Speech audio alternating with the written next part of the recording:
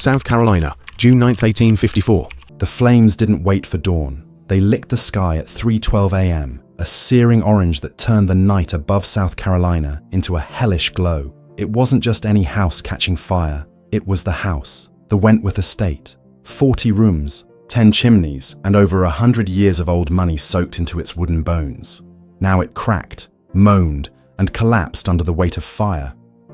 But before the roof caved, before the balcony gave way, something else fell. Something far more symbolic. A portrait. Arabella Wentworth, painted in oil and pride. The heiress in her favourite ivory gown, gazing slightly left as though the world didn't deserve her direct attention. That canvas had hung above the marble hearth for nearly a decade. It melted in less than a minute. The flames didn't just consume wood and cloth, they devoured legacy. Servants ran barefoot through gravel, some crying, others frozen in place. The stable horses kicked their stalls, foaming at the mouth, terrified by the roar of heat. Window glass exploded outward, raining sharp-edged diamonds onto manicured lawns, and somewhere amid the chaos, Arabella vanished. No one saw her flee. No body was found. Just smoke where her bedroom used to be, and a series of questions no one was ready to ask. But someone did go looking. Not in the ashes of the main house, but in the overseer's quarters, a modest building near the cane fields. There, half lit by moonlight and glowing cinders, they found something damning. 2 folded letters, charred but legible.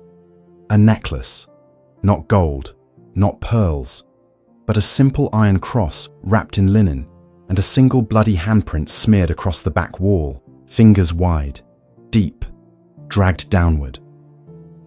The town awoke to smoke on the horizon and scandal in the air. By morning, whispers had become headlines, and the headlines pulled no punches. Wentworth heiress missing after blaze, affair with overseer, suspected. Lust, fire, and ruin. Charleston's first family falls from grace. Imagine it. You're a reader in New Orleans, sipping your coffee, opening the paper, and there she is, Arabella, the woman who hosted galas for governors and posed beside Confederate generals, now smeared across newsprint beside words like forbidden, affair, and murder. How does a family that ruled over 300 acres lose it all in one night? How does a woman raised to be silent, pure, and obedient become the storm that tears it all down? And what exactly happened between her and the man she wasn't allowed to love?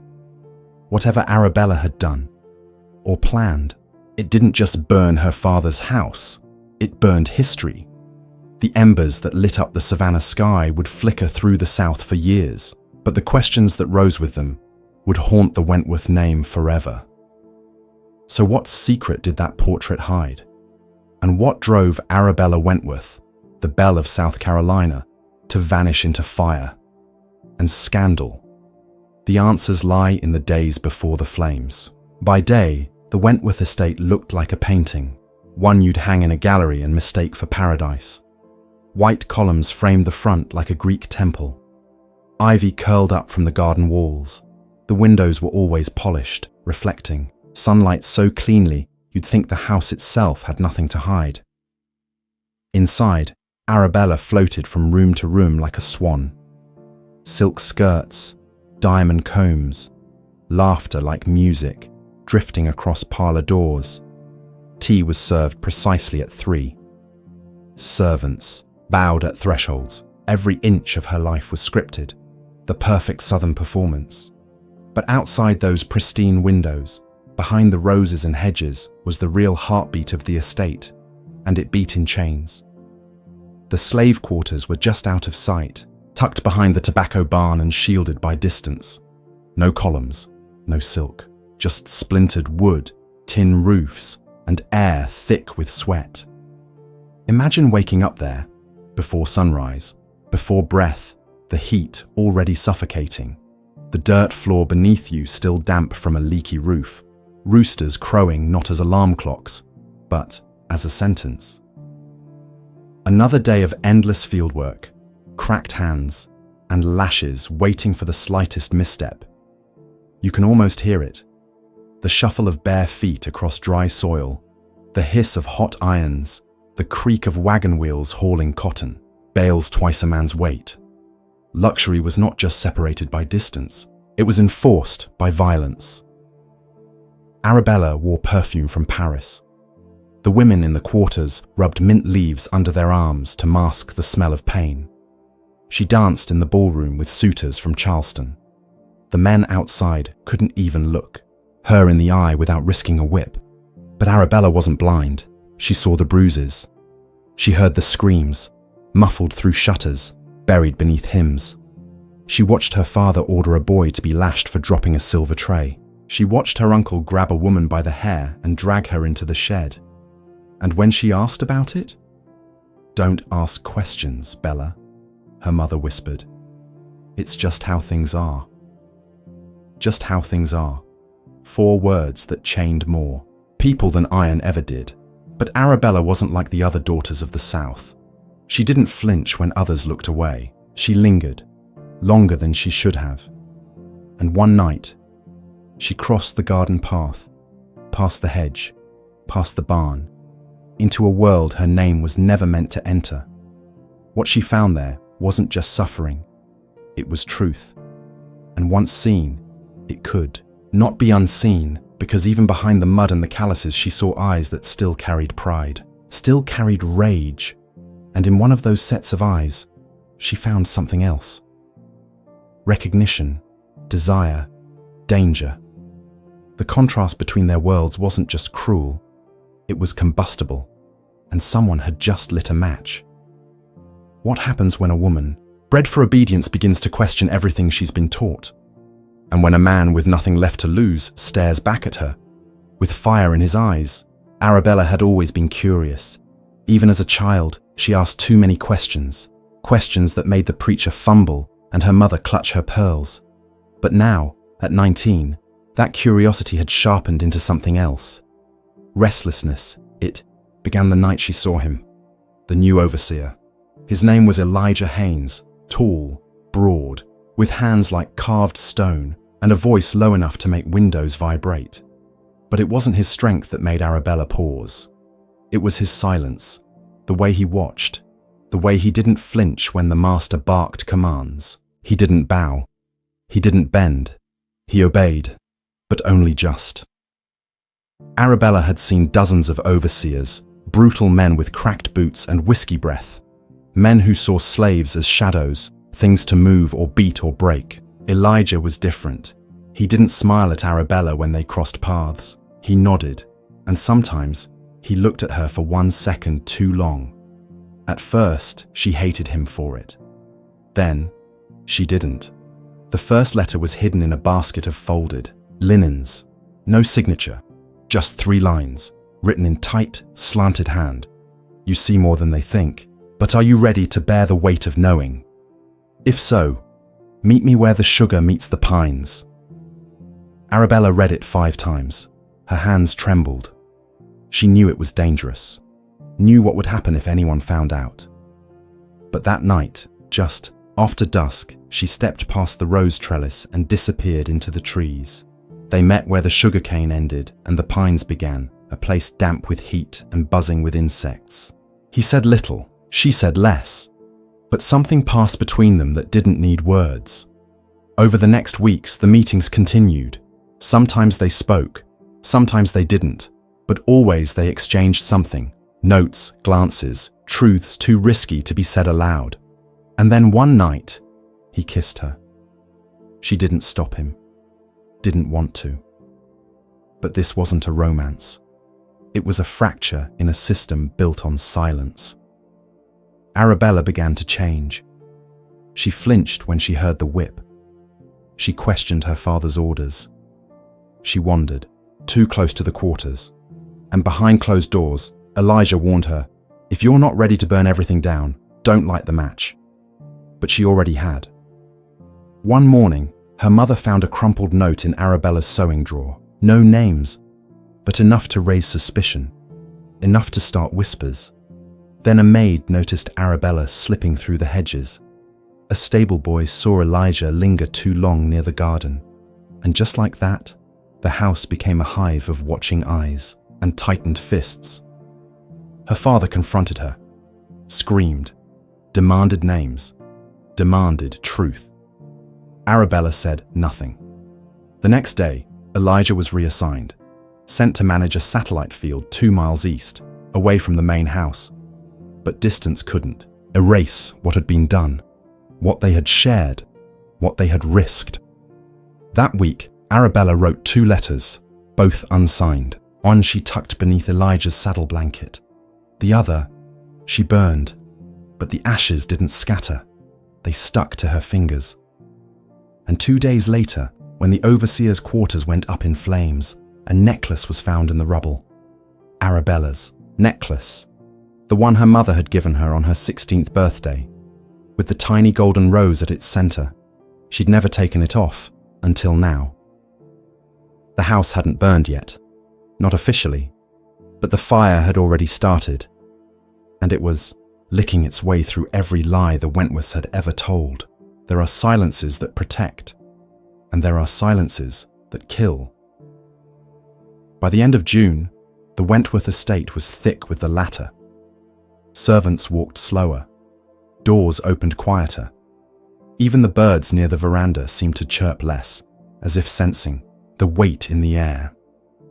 Something had shifted, not visibly, not loudly, but deeply, like a crack forming beneath marble floors. Arabella no longer smiled at breakfast. Her mother asked questions with her eyes, but her lips never moved.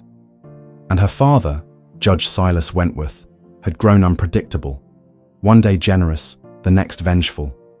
He clutched the family Bible tighter now, but his hand hovered too, long over the pistol drawer. The entire house had become a stage, and every player knew their lines would soon run out. The cook whispered that she saw Arabella standing barefoot in the garden at midnight, crying over a charred piece of paper. A stable hand claimed the overseer was sending messages through a boy who ran errands between fields, and the maid who cleaned the east wing said she found a soiled handkerchief, stained with blood. But none of them spoke aloud. Not truly. Because in South Carolina, 1854, secrets weren't buried. They were burned.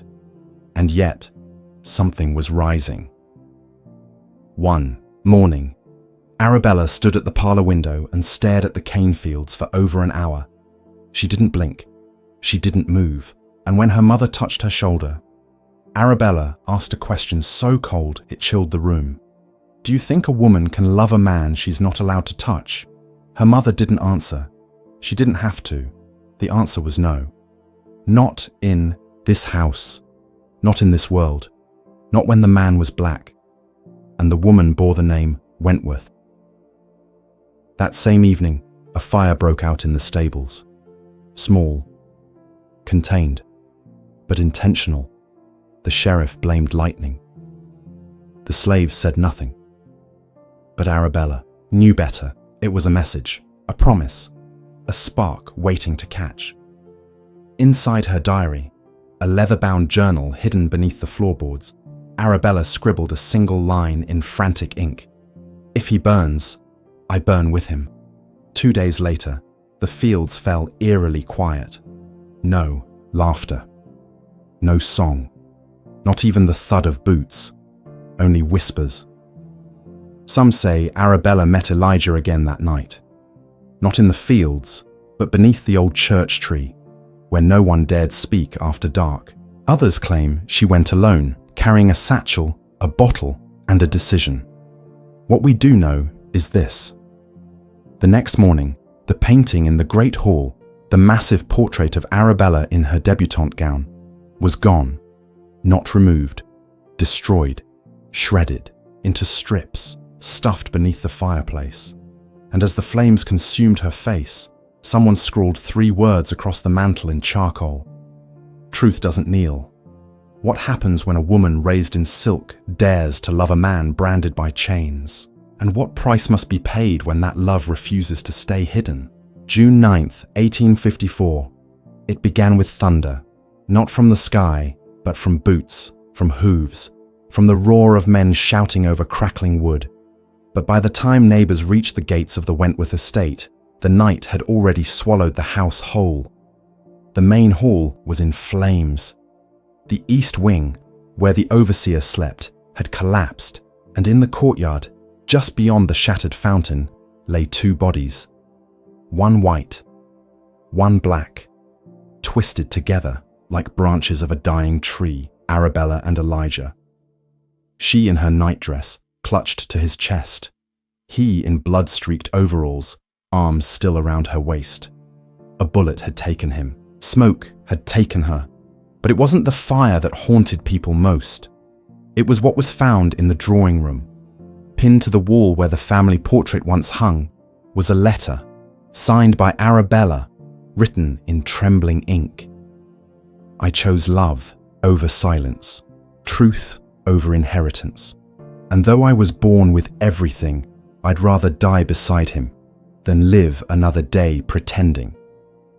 Witnesses later claimed that some of the slaves had been warned, quietly, subtly, to flee that night, that Arabella herself had given them food, shoes, maps, that the fire, for all its destruction, had been part of a plan. One that didn't end with her, because by morning, the overseer's ledgers were missing. The whip Elijah once carried had been nailed to the front door, and near the rose bushes, scorched, but still legible, was a burned scrap of fabric, the same silk used in Arabella's portrait dress, tied around a rusted iron key. A key to what? The sheriff never said. Some believe it opened a hidden cellar used for punishment. Others say it belonged to a chest Arabella buried under the sycamore tree, filled with letters between her and Elijah, and maps for escape routes used by runaways. Either way, it was never recovered, and neither was her reputation. The newspapers had a field day. Plantation, princess dies with field hand in flames, overtaken by passion, the scandal of the Wentworth heiress. But behind the headlines was a quieter truth, one that spread not through ink, but through whispers in the quarters. Arabella wasn't just in love, she was in revolt. She had turned her back on the inheritance of cruelty, choosing instead to burn it all down. The slaves who remained were sold off. The estate was never rebuilt, and the name Wentworth, once spoken with reverence, became a cautionary tale. Imagine witnessing that night, hearing the screams, feeling the heat of history collapsing. Would you have run? Would you have tried to stop it? Or would you have watched as one woman set fire to a world that never let her breathe? Because sometimes rebellion doesn't come with knives or guns.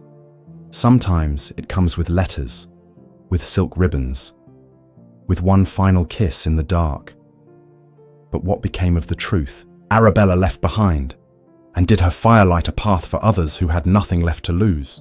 The Wentworth estate never stood again. Where there had once been marble columns and manicured gardens, there was now only blackened earth and vines reclaiming their place. The birds returned before the neighbours did. Nature, indifferent to scandal, swept the ashes into soil and silence. But memory lingered. Arabella Wentworth became a ghost, not the kind that haunts halls, but the kind that lives in whispers, in questions left unanswered, in the uneasy glances passed between wealthy families during quiet dinners.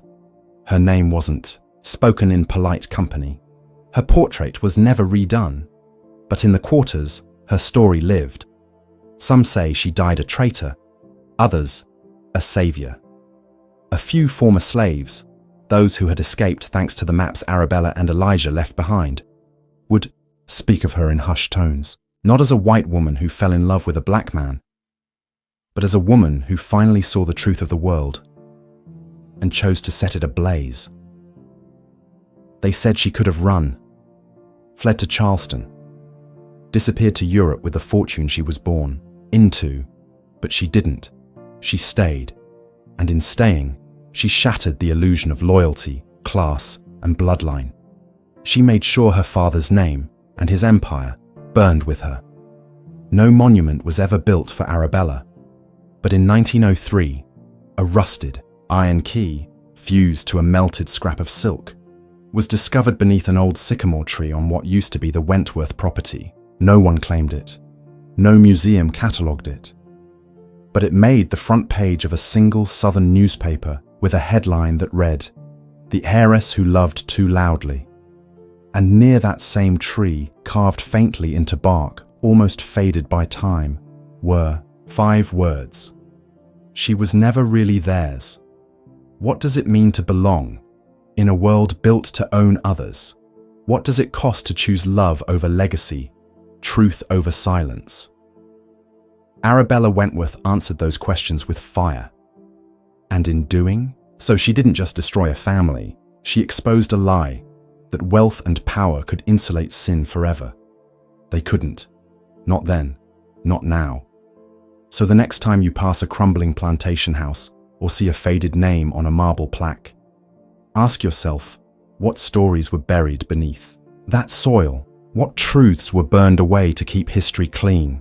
Because sometimes the real story, the human story, isn't in the books, it's in the ashes. Stories like Arabella's, twisted, tragic, and buried beneath layers of shame, must never be forgotten. If you want to uncover more untold truths and hidden rebellions, stay with us. Because what comes next might just change how you see history forever. Subscribe, share this story, and keep the fire of truth burning.